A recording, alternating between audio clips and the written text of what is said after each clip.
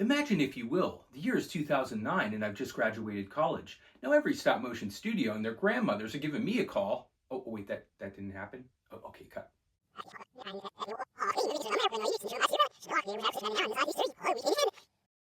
It's 2009, and after moving back to Pennsylvania after graduation, I'm having a heck of a time getting my foot in the door of any stop motion studio. Now I'm applying left and right, but I'm getting rejected. Again and again and again and again. But I keep applying. While doing so, I managed to work a series of odd jobs. Let's just say that I too have an extensive collection of name tags and hairnets.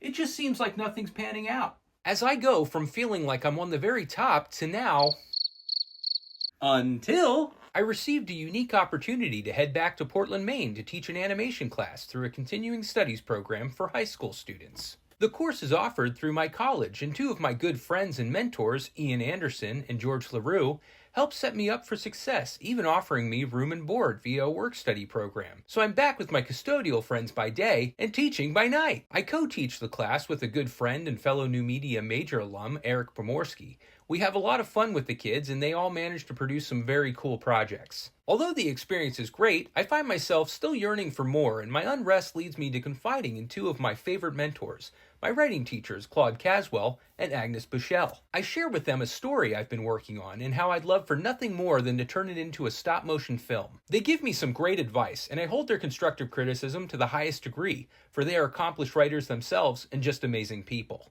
It is around this time that I see a film that is about to change the trajectory of my future in a most profound way. After seeing Fantastic Mr. Fox 3 times in the theater during its opening week, I'm like, this is what I'm trying to achieve. Everything about the film is unapologetically stop motion. The animation is choppy at times, it uses old filmmaking techniques, and I can see the hands and craftsmanship in every frame each time I watch it, knowing very little, if any, computer assistance was involved. And I love this! While hyped up on the film, I just so happen to be part of an online animation group, StopMotionMagic.com. It is through this website I come across an animator named Chuck Duke, and a film he helped create called Mr. Resistor.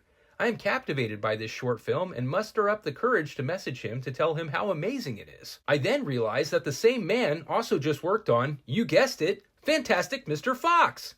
I'm over the moon as he graciously replies to my messages, and we quickly strike up an online friendship. Some time passes, and while having lunch with Agnes, she hands me some newspaper clippings of the Fantastic Mr. Fox feature, and mentions that she just discovered that a student she used to have in her class in the 80s worked on it. Enter Mr. Nelson Lowry, production designer of Fantastic Mr. Fox. Are you freaking kidding me? Whoa!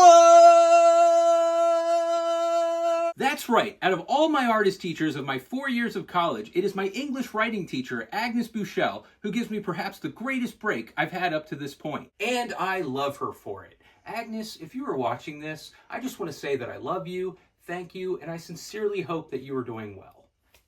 The stars are finally aligning. So I message him on Facebook. I tell him a little bit about myself and that I just graduated from the same school that he did and that we share Agnes as a mutual instructor. He also graciously replies to my messages, and quite frankly, he too, like Chuck, is awesome. I'm still teaching at this time and trying to take Chuck's advice to hone in on my animation fundamentals and animate better walk cycles, etc., but I'm hitting a wall. It strikes me that I gotta get out of Maine and head to where the action really is. I go out on a limb, knowing Chuck is in California and Nelson is still in England at this time. But nonetheless, I ask both of them if they would be willing to meet with me for some coffee if I could travel to where they are. To my happy surprise, they both agree. Now logistically, I'm closer to Chuck, so I fly out to San Francisco for a week. That's right, not knowing anyone out there other than a guy I've been talking to on the internet, I decide to take a big risk and chase down the dream. And it is beyond worth it. When I arrive and meet Chuck for the first time, he is amazing, and even invites me on a tour of ILM where he is working at the time. Yeah, Industrial Light and Magic. I know! Aside from exploring the city, Chuck also introduces me to one of the most unique and special artists I've ever met, Scott Nordland, who not only is another disciple of the Will Vinton studio days, but just so happens to be working on a stop-motion pilot called Ginger and Pickles, created by Johnny Cavalli and Peter Salisbury. As I hang out with Scott and get to know him more, I realize quickly that he is my kind of people, and I cannot help but notice that he has perhaps the coolest job ever. The week in San Francisco ends with me in a bit of a trance as I head back to Pennsylvania. While on the plane, I am struck with the desire to go back to San Francisco, so when I arrive back in Pennsylvania, I sell a ton of my belongings, including my beloved Jeep, and buy a one-way ticket back to San Francisco. I make a vow to myself that I cannot come back unless something catastrophic happens with my family, I make it in my career of choice, or I die trying. Dramatic? Oh, you have no idea.